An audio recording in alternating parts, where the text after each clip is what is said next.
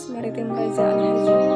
Baiklah, pada hari ini saya akan mempresentasikan hasil proposal penelitian saya dengan judul pengembangan lembar kerja peserta didik elektronik atau ELKPD bernuansa adiwiyata menggunakan makromedia plus 8 pada materi larutan elektrolit dan non-elektrolit. Latar belakang masalah yang saya temukan dari proses penelitian ini.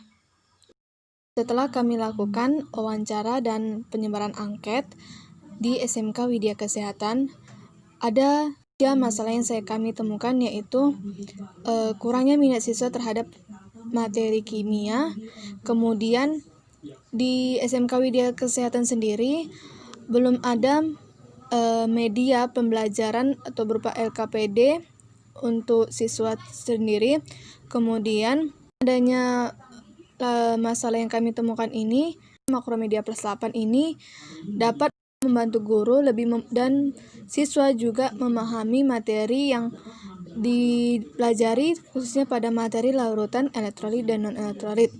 Nah, adapun solusinya dengan adanya pembelajaran menggunakan media ELKPD bernuansa adiwiyata ini sebagai bahan ajar dan dapat meningkatkan minat belajar siswa terhadap pelajaran kimia. Pesan masalah. Ada perumusan masalah yang saya temukan. Yang pertama itu, bagaimana mengembangkan bahan ajar ELKPD bernuansakan adiwiyata ini berbantu makromedia plus 8 pada materi larutan elektrolit dan non-elektrolit. Nah, dan adapun tujuan penelitiannya itu untuk mengembangkan bahan ajar ELKPD bernuansa adiwiyata berbantu makromedia plus pada materi larutan elektrolit dan non-elektrolit. Kemudian selanjutnya itu bagaimana hasil analisis kelayakan ELKPD ini bernuansa adiwiyata berbantu makromedia plus materi plus 8 pada materi larutan elektrolit dan non-elektrolit. Nah, dan dengan adanya ini untuk mengetahui hasil analisis kelayakan ELKPD bernuansa adiwiyata berbantu makromedia plus pada materi larutan elektrolit dan non-elektrolit. Kemudian selanjutnya ada spesies produk yang diharapkan. Nah, dengan adanya bahan ajar ELKPD bernuansa adiwiyata ini dapat digunakan sebagai media pendukung yang sesuai dengan kompetensi dasar yang ada di sekolah. Nah, selanjutnya ada 3 manfaat penelitian ini. Yang pertama itu ada bagi guru, bagi siswa, dan bagi peserta didik. Nah, bagi guru sendiri yaitu memberikan pengetahuan baru terhadap variasi bahan ajar yang lebih menarik sehingga membangkitkan minat belajar siswa. Kemudian memudahkan untuk siswa sendiri, memudahkan siswa untuk memahami materi pelajaran khususnya pada materi larutan elektrolit dan non-elektrolit. Nah, selanjutnya untuk peneliti sendiri yaitu menambah wawasan peneliti mengenai bahan ajar pembelajaran. Kemudian asumsi dan keterbatasan penelitian. Nah, untuk asumsi penelitian sendiri pada ini diharapkan siswa memiliki handphone yang menggunakan sistem operasi Android yang cukup atau laptop sehingga dapat digunakan sebagai bahan ajar. Kemudian untuk keterbatasan penelitian sendiri yaitu bahan ajar ELKPD ini berbantu makromedia plus 8 ini lebih difokuskan pada materi larutan elektrolit dan non-elektrolit. Untuk tinjauan pustaka, nah kita ketahui bahwasanya bahan ajar merupakan hal penting yang harus dipahami demi keberhasilan suatu proses pembelajaran. Nah, dengan adanya LKPD ini dapat membantu siswa dalam proses pembelajaran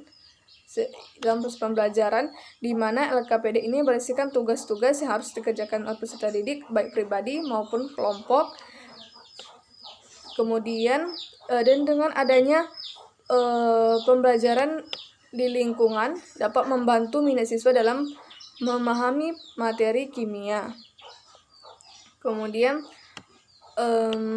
ada menurut Nur Jahani dan Widodo bahwasanya dengan adanya pembelajaran adiwiyata ini ada 4 aspek yang dapat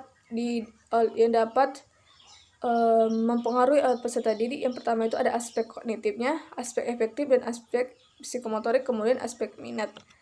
Kemudian dan dengan adanya ELKPD bernuansa adiwiyata ini dapat membantu siswa atau sebagai sumber belajar penunjang yang meningkatkan pemahaman siswa mengenai materi kimia. Selanjutnya untuk bab 3 metode penelitian. Untuk jenis penelitian sendiri yang saya gunakan yaitu mode penelitian pengembangan untuk menghasilkan produk tertentu. Kemudian untuk model penelitian dan pengembangan saya yaitu menggunakan model 4D yang dikembangkan oleh Tiarjan pada tahun 1974. Diadopsi oleh Sugiono, terdiri dari 4 tahap, yaitu define atau pendefinisian, kemudian design, development, dan disseminate. Nah, selanjutnya prosedur penelitian. Adapun langkah-langkah kegiatan yang dilakukan pada pengembangan yaitu define. Nah, pada tahap ini merupakan tahap di mana melakukan penetapan komponen-komponen pembelajaran apa saja yang dibutuhkan dalam pembuatan media pembelajaran. Nah, selanjutnya untuk tahap perancangan atau desain,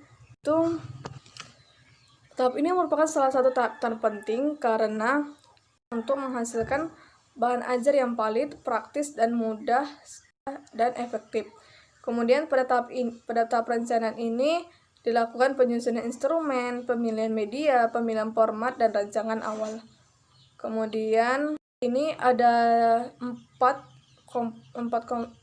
komponen yang dapat ada tahap-tahapan yang harus dilalui. Yang pertama itu penyusunan instrumen, pemilihan media, pemilihan format, rancangan awal, dan pemilihan teman sejawat. Nah, instrumen yang digunakan yaitu variasi LKPD, kemudian medianya yaitu pengembangan LKPD bernuansa EDWT yang relevan dan sesuai dengan materi atau tujuan pembelajaran yang dipaparkan. Nah, selanjutnya pemilihan medianya LKPD, kemudian formatnya yaitu bahan ajar yang valid, praktis, dan efektif. Kemudian rancangan awal, nah penilaian teman sejawat. Nah, selanjutnya itu ada development atau pengembangan. Nah, pada yaitu validasi produk, kemudian uji coba produk, dan disseminate atau penyebaran. Nah, pada tahap uji coba ini ada tahapan yang sangat penting dalam suatu penelitian, yaitu dilakukan untuk mematuhi kualitas bahan ajar yang dihasilkan. Nah, ini merupakan tahap uji coba dari desain uji produk saya, subjek atau uji coba. Nah, uji coba di sini yaitu pada SMK Widya Kesehatan kelas 10. Kemudian jenis data yang digunakan itu ada data tingkat kevalidan, data pemahaman konsep, kemudian data respon peserta didik. Nah, untuk instrumen pengumpulan datanya itu ada angkat kevalidan produk, kemudian nomor wawancara, dan selanjutnya itu teknik analisis data. Nah, ada 2 analisis data yang saya lakukan, yaitu data kualitatif dan kuantitatif, di mana kualitatif ini berisikan komentar, masukan, saran, koreksi kritik yang diberikan oleh dosen ahli dari pendidik. Kemudian data kuantitatif yaitu uji kevalidan, kemudian uji kepraktisan, dan yang terakhir itu ada uji keefektifan. Nah, untuk uji kevalidan dapat kita lihat pada tabel berikut ini. Kemudian ada kategorinya dari sangat tidak setuju sampai sangat setuju. Kemudian untuk uji kepraktisan dapat kita lihat pada kriteria presentasi kepraktisan pengembang LKPD bernuansa Adiwiyata. Kemudian data kuantitatifnya itu data hasil belajar, kemudian data penelitian ranah efektif. Data hasil belajarnya dapat kita gunakan dengan menentukan perumusan, analisis, dan agar menggunakan termometer ranah efektifnya, yaitu untuk yang berfungsi untuk mengetahui sikap peserta didik. Baiklah, itu saja yang bisa saya paparkan dari proposal penelitian saya. Saya ucapkan terima kasih.